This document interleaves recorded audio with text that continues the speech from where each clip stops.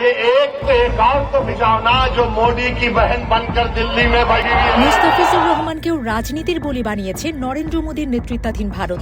আর এই ঘটনায় খেপেছেন ভারতের বর্ষিয়ান রাজনীতিবিদ আসাদুদ্দিন ওয়াইসি। তিনি বিপরীতে দিল্লিতে আশ্রয় নেয়া শেখ হাসিনাকে ফেরত পাঠানোর দাবি তুলেছেন। অল ইন্ডিয়া মজলিসে ইত্তেহাদুলের নেতা ওয়াইসি ভারতের প্রধানমন্ত্রী নরেন্দ্র মোদীর প্রতি আহ্বান জানিয়েছেন। বলেছেন শেখ হাসিনাকে বাংলাদেশে ফেরত পাঠানোর জন্য। ওয়াইসির দাবি 2024 সালের ছাত্র জনতার গণঅভ্যুত্থানের পর শেখ হাসিনা দেশ ছেড়ে ভারতে আশ্রয় নেন। বাংলাদেশ সরকারের অনুরোধ সত্ত্বেও তাকে এখনও ফেরত পাঠানো হয়নি। তিনি বলেন, দিল্লিতে মোদির বোন সেজে বসে থাকা শেখ হাসিনাকে ফেরত পাঠানোর দাবি এখন ভারতীয় সমাজের সামনে গুরুত্বপূর্ণ রাজনৈতিক আলোচনার বিষয় হওয়া উচিত। বাংলাদেশের একজন ক্রিকেটারকে ঘিরে বড় রাজনৈতিক প্রচারণা চালানো হলেও শেখ হাসিনার বিষয়ে সরকার নীরব কেন? ওয়াইসি বলেন, হিন্দুত্ববাদী সংগঠনগুলোর চাপের কারণে চলতি বছরের আইপিএলে বাংলাদেশের তারকা পেসার মুস্তাফিজুর রহমানকে খেলতে দেয়া হয়নি। কলকাতা নাইট রাইডার্সের দলে থাকা সত্ত্বেও তাকে বাদ দেয়া হয়। তার অভিযোগ, একজন খেলোয়াড়ের ইস্যুতে রাজনৈতিক ফায়দা তোলা হলেও মানবাধিকার ও ন্যায় বিচারের বিষয়ে সরকার নীরব থাকে।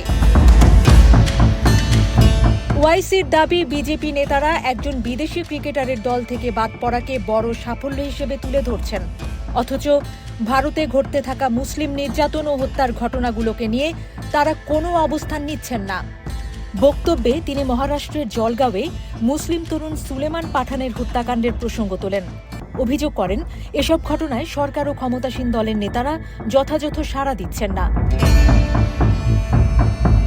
ওয়াইসি বলেন, বাংলাদেশে যদি কোনো হিন্দু নাগরিক নিহত হন, আমরা তার প্রতিবাদ জানাই, কিন্তু ভারতে মুসলমান নির্যাতনের ঘটনা ঘটলে কেন নীরবতা? তিনি দাবি করেন, মানুষের জীবন ধর্ম নিয়ে মূল্যায়ন করা যায় না। হিন্দু কিংবা মুসলিম, প্রত্যেক নাগরিকের জীবনের সমান মূল্য থাকা উচিত। তার অভিযোগ, রাজনৈতিক ফায়দার জন্য নির্দিষ্ট ইস্যু বড় করে তুলে ধরা হলেও সাধারণ মানুষের ন্যায় বিচারের প্রশ্নটি উপেক্ষিত থেকে যাচ্ছে।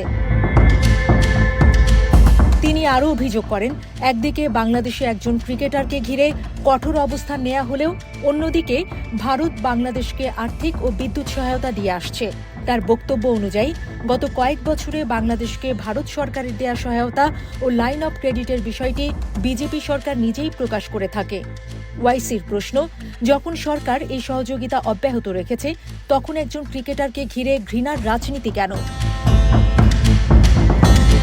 তিনি দাবি করেন, বাংলাদেশ ও ভারতের সম্পর্ক শুধুমাত্র রাজনীতি বা ধর্মীয় দৃষ্টিকোণ থেকে বিচার করা উচিত নয়, বরং মানবিকতা, ন্যায় বিচার এবং পারস্পরিক আস্থার জায়গা থেকে বিষয়গুলো দেখা প্রয়োজন।